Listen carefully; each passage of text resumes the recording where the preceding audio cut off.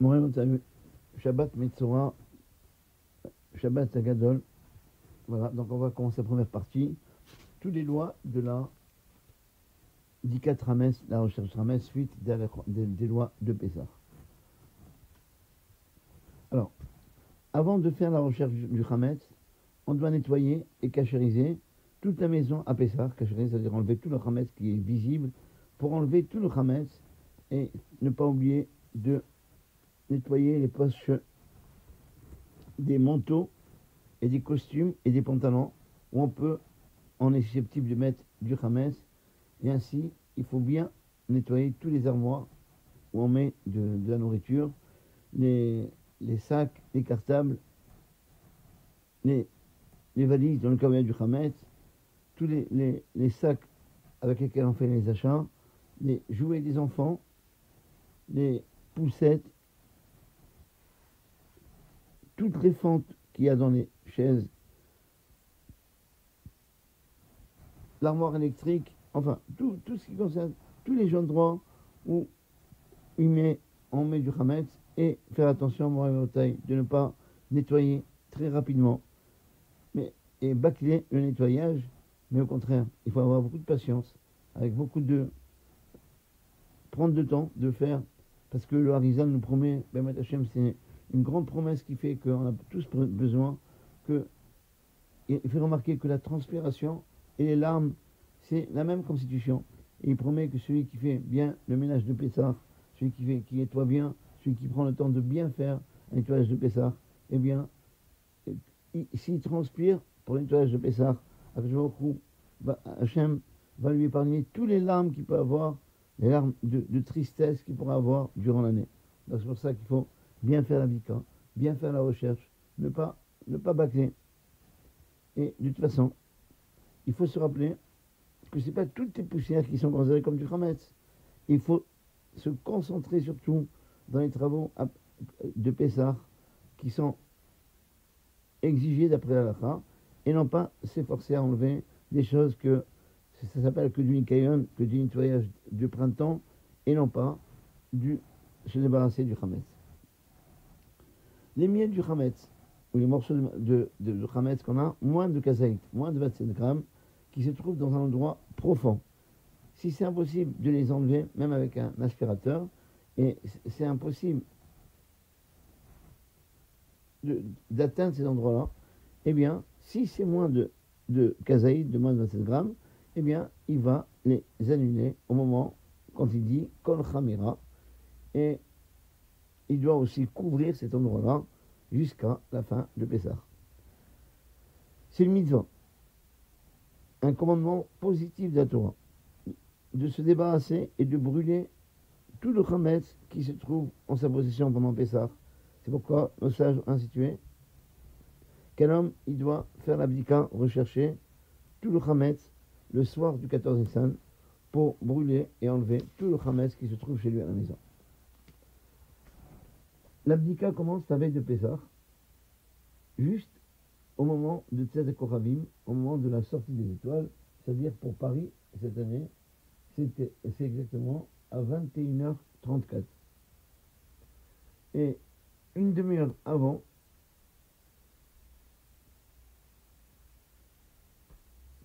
on n'a pas le droit de commencer un travail, on n'a pas le droit de commencer une demi-heure avant cette heure-là, pas le droit de commencer un repas à base de pain à partir de 57 grammes pardon. Oui, 57 grammes, de peur qu'il va continuer ce travail ou la séouda et le repas, il va oublier de faire l'abdika, le recherche du Hametz. Mais manger des fruits ou bien un repas à base de riz, c'est permis, et ainsi il permet aussi de faire tous les travaux qui concernent la recherche du Hametz, par exemple, bien laver le parterre pour que quand on fait l'abdika, tout est propre et qu'on ne confond pas entre la poussière, un peu de poudre qu'il y a par terre, avec le Hametz. Depuis qu'arrive le moment de l'abdika, il est interdit d'étudier même la Torah, et même si quelqu'un il a un temps fixe pour étudier, il n'a pas le droit d'étudier jusqu'au moment où il fait la recherche du Hametz. l'abdika. Donc, vous voyez la différence pour l'étude de la Torah par rapport aux autres choses. Manger et faire ses occupations, faire un ménage qui n'est pas de Pessah, on n'a pas le droit de faire une demi-heure avant l'heure de l'abdika, alors que l'étude de la Torah, ça ne commence pas une demi-heure avant, ça commence à partir de l'heure de l'abdika. Et même dans le cas, donc il doit s'arrêter, même dans le cas où il y a un temps fixe pour l'étude de la Torah. L'abdika, elle doit se faire à la lumière d'une bougie, et non pas à la lumière de la lune, ou bien d'une menorah, parce que c'est seulement avec une bougie qu'on peut vérifier et voir bien, même dans les trous, même dans les fentes et dans les endroits obscurs. Avec une lumière seulement, ça ne suffit pas parce qu'il y a des endroits, par exemple, sous les meubles qui sont obscurs et qu'on peut voir qu'à la lueur d'une bougie. Et seulement avec une seule mèche à bougie. Et non pas, on n'a pas le droit de prendre une torche ou bien une torche bougie, ou bien, par exemple, une bougie de l'Avdala, c'est pas cachère pour faire l'abdikat Hametz, parce que on peut pas, s'il prend une grande bougie comme ça, il a peur de faire un incendie. Donc, le fait d'avoir plusieurs mèches, c'est pas cachère pour faire l'abdikat, parce qu'il va, au lieu de penser à faire bien à la recherche du Hametz, il va penser à ne pas faire un incendie chez lui, et donc l'abdikat, elle ne va pas se faire normalement. Donc, une bougie, dès qu'elle a deux mèches qui se collent, comme la bougie d'Abdallah, c'est considéré comme une torche et qu'on n'a pas le droit de faire l'abdika avec. Il faut vraiment qu'il y ait une seule mèche.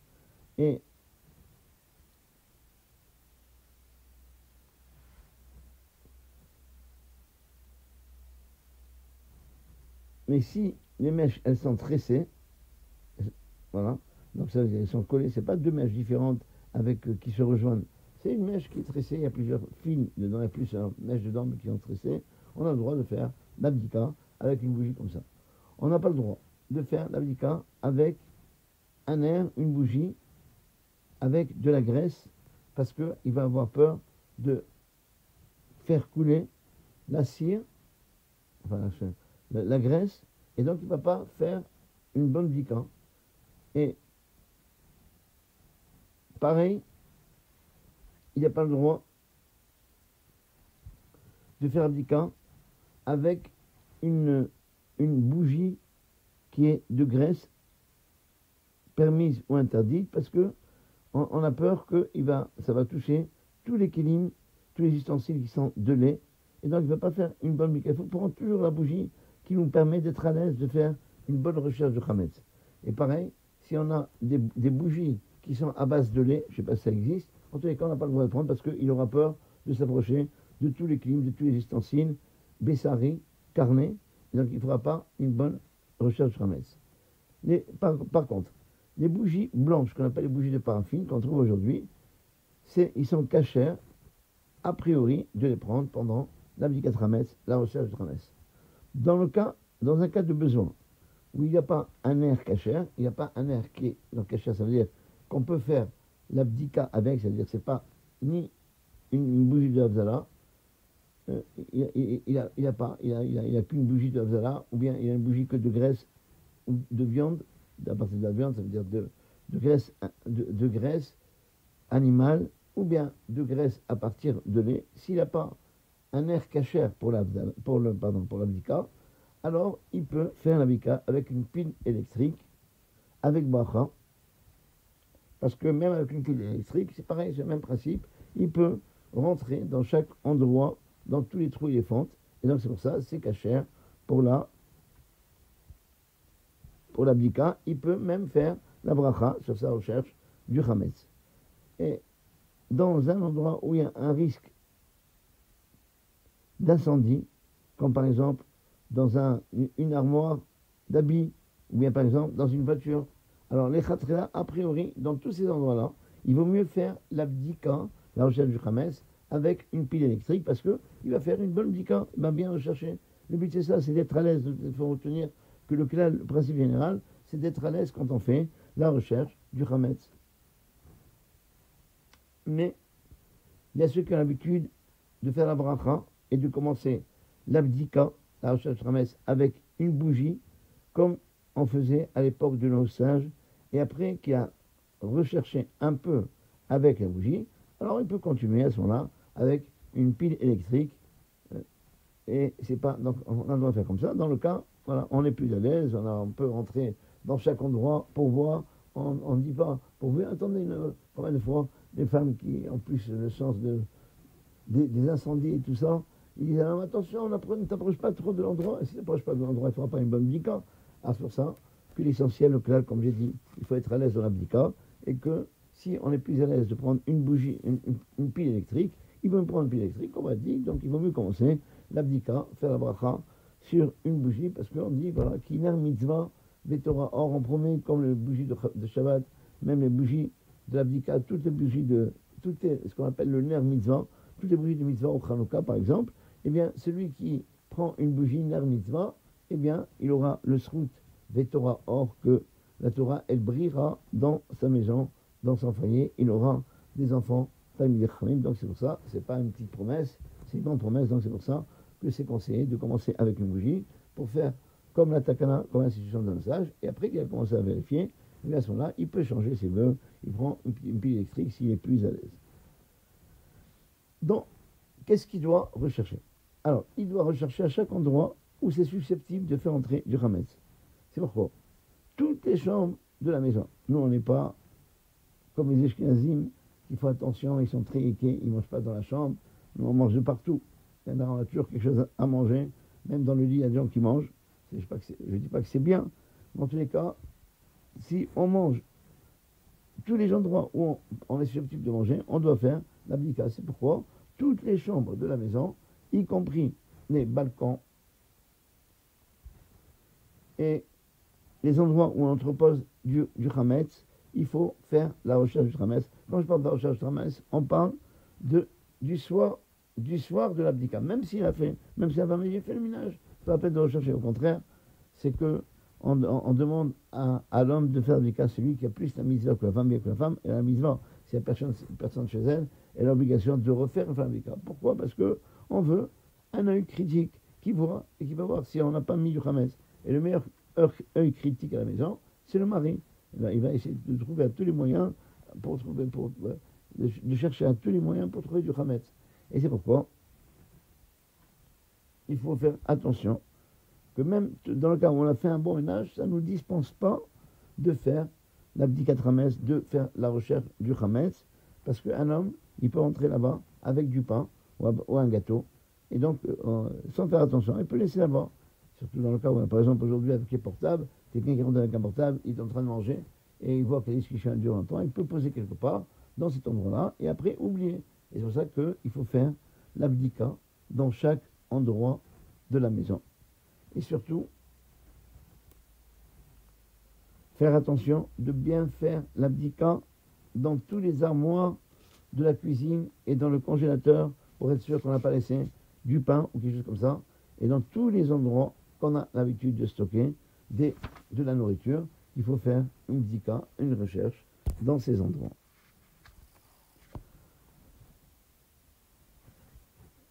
Faire attention de faire une bédika, une recherche méticuleuse dans tous les trous, dans toutes les fentes et dans tous les coins de la maison. Et lorsqu'il y a des enfants mineurs à la maison, on doit faire la recherche même sous les armoires et sous les lits, de peur qu'on a fait entrer là-bas du Hametz. Et même si ça va lui donner beaucoup de fatigue, s'il fait une bdika, une recherche méticuleuse, eh bien, il ne doit pas montrer des signes de mépris ou des signes de dégoût, parce que nos chachamim, nos sages ont promis, suivant la peine, il y aura, ben Hachem, la récompense. Ça veut dire, plus quelqu'un il peine pour une mitzvah, plus cette mitzvah-là, elle aura une récompense plus grande que les autres. La récompense, c'est pas pareil pour les autres. On n'a pas un tarif dans la Torah. On n'a pas de tarif, on ne sait pas. C'est tellement beau de savoir cette mitzvah-là, c'est quoi ce prix, c'est quoi le prix de cette mitzvah, comme on achète des produits, comme ça on choisit. Non, on ne veut pas qu'on choisit. Une des raisons, c'est parce qu'on veut que la personne ait fait toutes les mitzvot de la Torah. Alors si on donne un tarif, les gens ils vont mépriser les mitzvot qui ont un petit prix et faire les mitzvot qui ont un grand prix. Et deuxième chose, c'est que le prix n'est pas pareil pour tout le monde. Chacun, ça dépend de la fatigue. quelqu'un qui travaille par exemple tous les jours et que quand même il s'efforce à venir au minyan, il s'efforce à prier avec minyan tous les jours, eh bien c'est sûr que son sachar sa récompense les plus grandes à celui qui a la retraite et que pour lui, aller à la synagogue, c'est un passe-temps. Au lieu de rester toute la journée avec sa femme à la maison, il va se discuter avec elle. Alors il va à la synagogue pour prier. Donc à ce moment-là, c'est vrai que les fonds de Sahara, si on l'appelle, je lui donne la récompense. Celui que pour lui c'est difficile de prier avec Minyan et il va quand même, que pour lui c'est difficile pour faire une mitzvah et il fait tous les mitzvot quand même, il va étudier alors qu'il travaille toute la journée. Les fonds de Sahara, le principe général c'est celui-là. Suivant la peine, à Kadosh Baruch Hu, Dieu il va donner la récompense. Et donc, on a rapporté tout à l'heure les paroles du Harizal qui disait celui qui fait attention au Chametz Abessar, on lui promet qu'il ne va pas fauter durant toute l'année. Par contre, les chambres et les endroits qu'on va vendre à un goy, il n'y a pas besoin de faire l'abdika parce qu'on ne fait la recherche du Chametz qu'à des endroits qui vont nous appartenir pendant Pessah. Et même si la vente, elle n'aura pas lieu à ce moment-là, elle aura lieu le lendemain, eh bien quand même, on voit notre référence et Pessah. Tout ce qui va nous appartenir pendant Pessah, il faut faire la recherche. Tout ce qui ne va pas nous appartenir, on ne fait pas la recherche. Et voilà, quelqu'un qui a un pavillon, et il a une cour ou un jardin, il n'est pas minastam, a priori, il n'a pas besoin de faire l'abdika parce que on suppose que les oiseaux et les chats et tout ce qu'il y a, les animaux qui rentrent à l'intérieur de ce jardin-là, eh bien, ils ont consommé ce chametz. Et tout ça, c'est seulement dans le cas où c'était du safek chametz, un doute de chametz.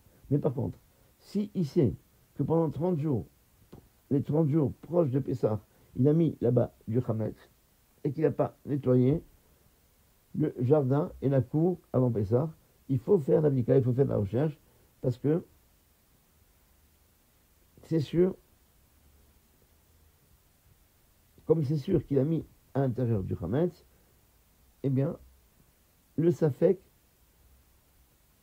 le doute que peut-être on suppose que les oiseaux ont mangé, il ne va pas nous écarter une chose qui est certaine qu'on a mis du chametz là-bas. Donc, dans le cas où on est sûr, c'est pendant 30 jours avant Pessah, il faut vérifier les endroits où on a pu entreposer dans les jardins ou dans les cours le chametz. On ne peut pas s'appuyer seulement sur le fait que les oiseaux ont consommé de la nourriture.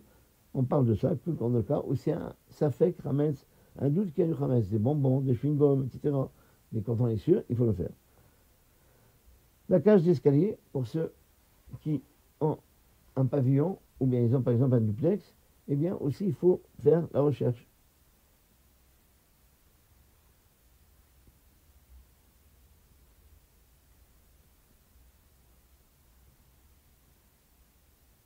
Une voiture, pareil, il faut faire l'abdika, et même s'il a nettoyé la voiture pour Pessah, et qu'il ne va pas, même s'il est sûr qu'il ne va pas l'utiliser pendant toute la période de fête, eh bien, il doit faire la recherche du chametz et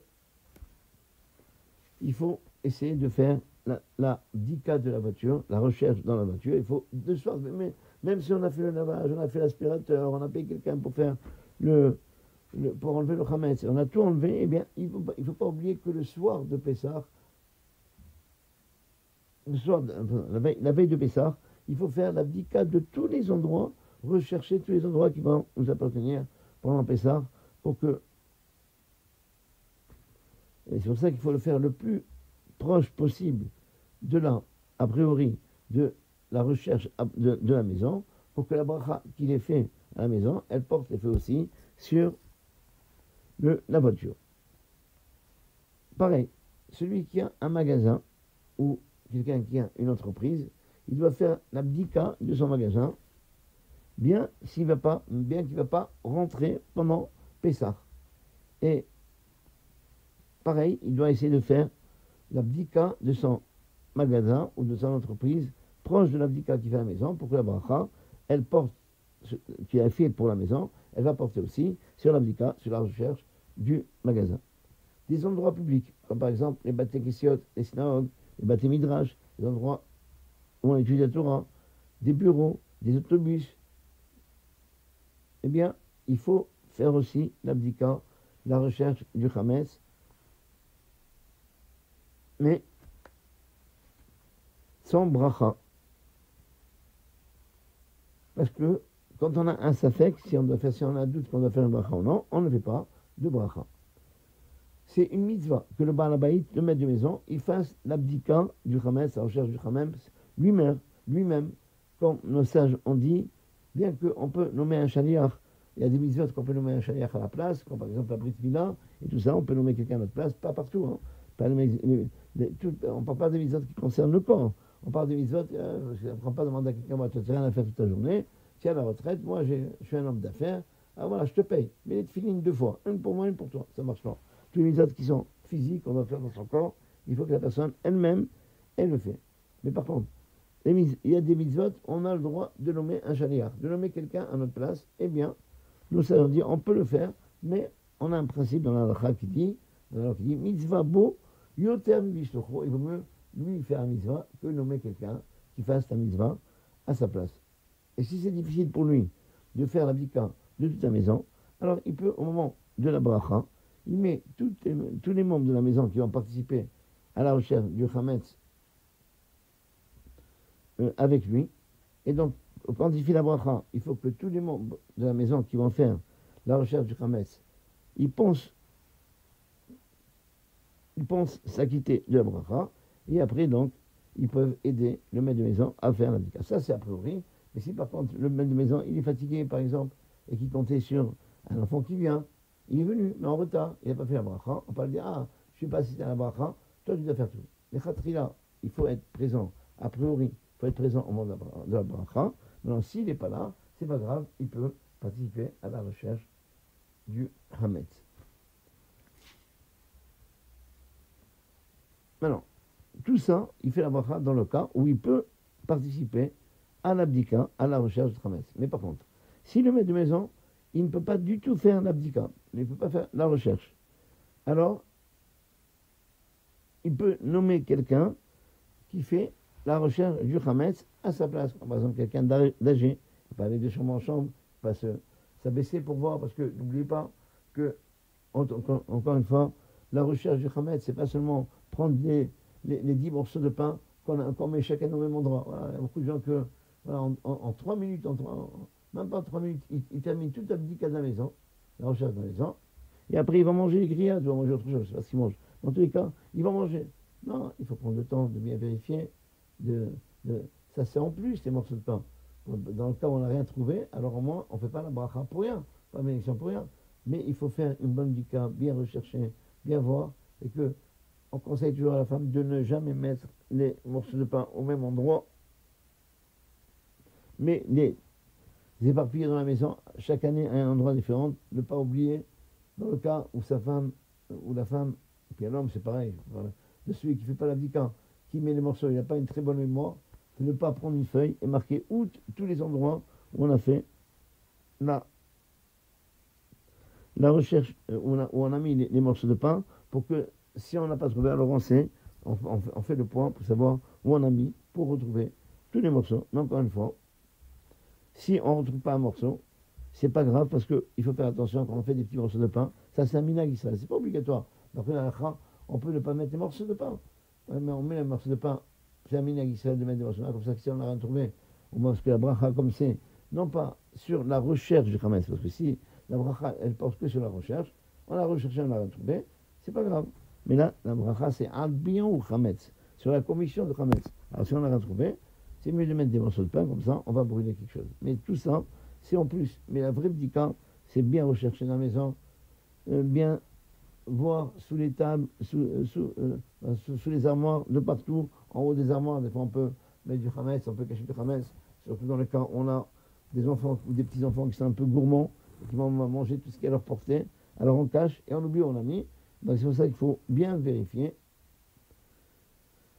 Maintenant, si le Baal Habayit, le maître de maison, il ne peut pas du tout, il nomme un shaliach, quelqu'un d'autre, pour faire toute l'abdika à sa place, alors dans ce cas-là, c'est pas possible que le maître de maison, il fasse la bracha, et le shaliach, il fait la mitzvah. Non. Et c'est obligatoire que celui qui fait la bracha, il doit participer, pas faire tout, mais au moins participer à l'abdikat, à la recherche du Hametz. Dans le cas de besoin, il peut nommer sa femme pour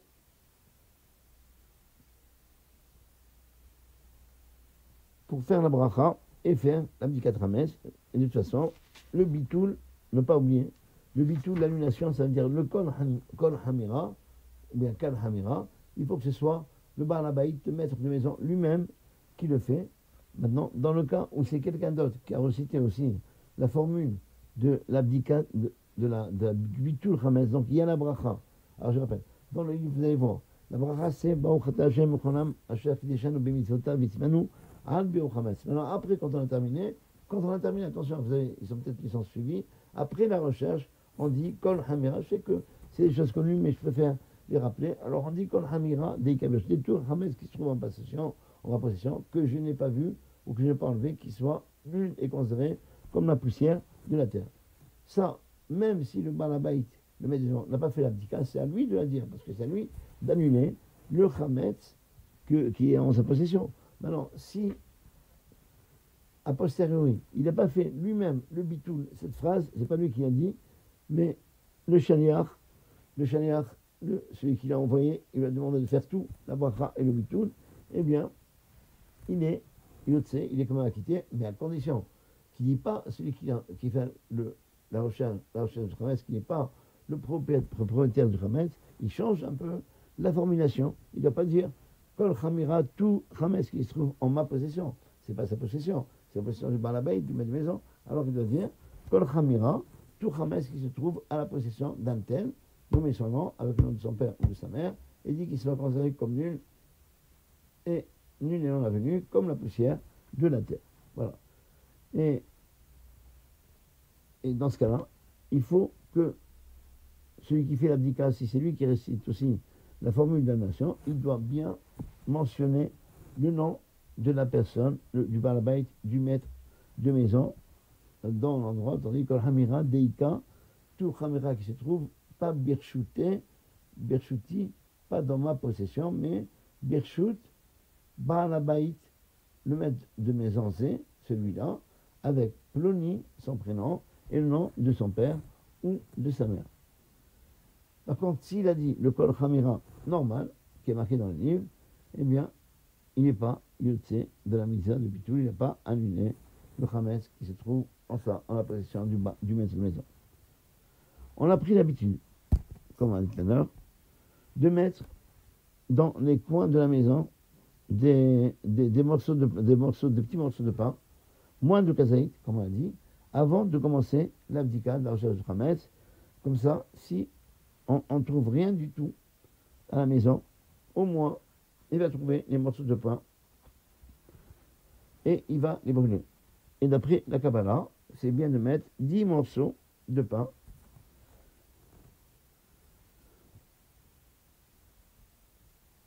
et c'est vrai qu'on a l'habitude de les éparpiller, mais ce n'est pas obligatoire. Certains disent que c'est mieux de les mettre au même endroit.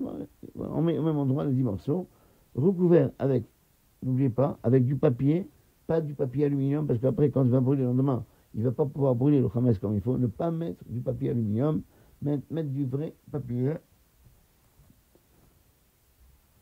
Voilà. Certains conseillent de mettre regroupés dans un même endroit. Nous, on n'a pas l'habitude comme ça, on a l'habitude de les éparpiller. Le but de les mettre au même endroit, c'est que s'ils sont éparpillés dans plusieurs endroits, alors il y a un risque qu'ils vont partir de cet endroit-là. Un enfant, par exemple, il a pris, il n'est plus là, et il ne va pas perdre toute la soirée à rechercher ce morceau de pain. De toute façon, il n'y a pas d'obligation, puisque le morceau a moins de kazaït, moins de 29 grammes. C'est bien que celui qui fait l'abdika, il se lave les mains avant l'abdika, avant la recherche du Hametz.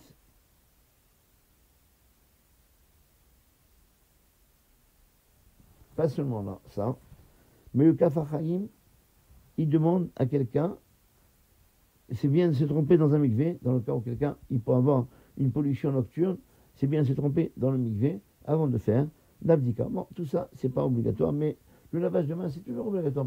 C'est toujours important qu'on ait des gens, des mains théoriques. Une petite remarque, des fois, on se trouve dans une intronisation du Sefer Torah, et voilà, les gens, ils achètent une lettre. Ils viennent écrire la lettre comme ça, un Sefer Torah qui est kadosh, un Sefer Torah que tout le temps, toutes les années qu'on va utiliser Sefer Torah, on va utiliser 10 ans, 20 ans, 30 ans, eh bien, il faut faire attention.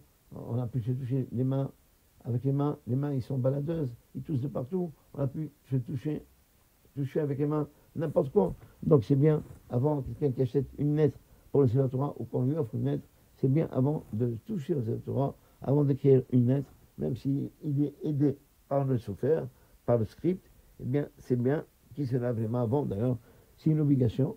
Les gens ils pensent qu'on doit se laver les mains que pour la prière du matin. C'est complètement faux. Avant chaque tefila, avant chaque prière, on doit se laver les mains. Parce qu'on ne sait pas ce qu'on a fait avec les mains toute la journée. Donc on doit se laver les mains sans bracha avant de faire toutes les prières, toutes les tefilotes qu'on doit faire. Au moment où il va faire l'abdika, il doit prendre un ustensile pour mettre le chametz qu'il va trouver. Et on a l'habitude de prendre aussi un couteau ou quelque chose de long pour pouvoir gratter dans les endroits qui sont loin de lui. Et c'est un bon minag de mettre aussi, comme ça c'est marqué dans les livres de halakha, de mettre aussi un peu de sel dans le kéli, dans l'ustensile où on va entreposer le chametz. Pourquoi? Parce que, n'oubliez pas, que le sel, vous avez deux choses qui sont conservateurs, c'est le sel et le sucre.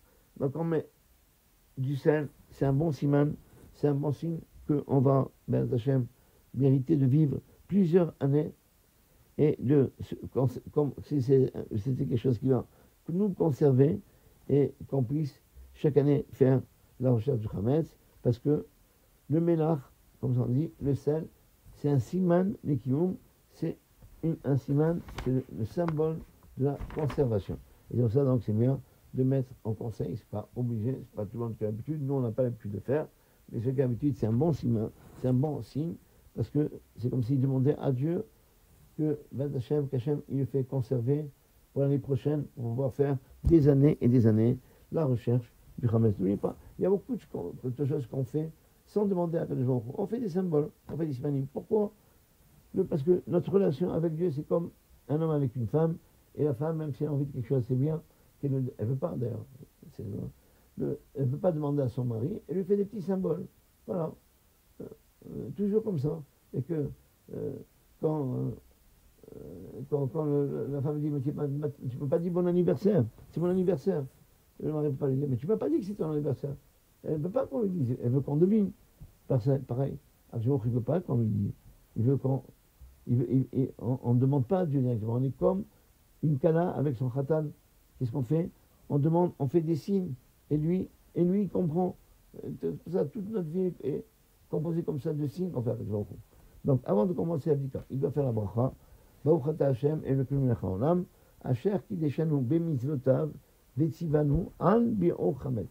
Et pourquoi on fait la bracha bi'or sur la commission de chametz et non pas bikat chametz?